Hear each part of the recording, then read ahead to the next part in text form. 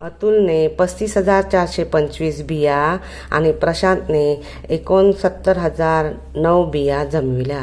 त्यापैकी 71,291 बियांची लागवड केल्यास किती बियांची लागवड करायची राहिली? आता या अतुलने केलेल्या बिया आणि प्रशांतच्या बिया ह्या जमवलेल्या बिया आहेत. आपण एकत्र त्याची बेरीज करूया.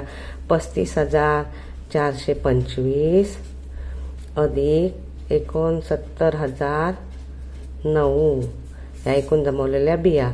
9 आणि 5 14, 14 4, हातचा 1, 2 आणि 1 3, 4 4, 9 आणि 5 14, 14 4, हातचा 1, 6 आणि 3 9 आणि 1 10.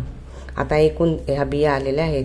त्यापैकी 71,291 बियांची लागवड केली म्हणजे त्या कमी होणार. मग त्याची वजाबाकी करूया त्या आलेल्या संख्येतून. 71,291. आता ह्याची वजाबाकी करूया. 4तून 1 गेला 3. आता 3तून 9 जात नाही. शेजाऱ्याकडून हातचा घेतला. इथे झाले 13, इथे राहिले 3. 13तून 9 गेले राहिले 4. 3तून 2 गेले राहिला 1.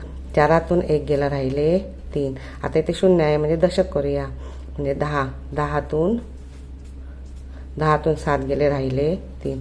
33,143 हे त्याचं उत्तर. म्हणजे बिया लागवड करायच्या राहिलेल्या बिया 33,143 हे त्याचं उत्तर.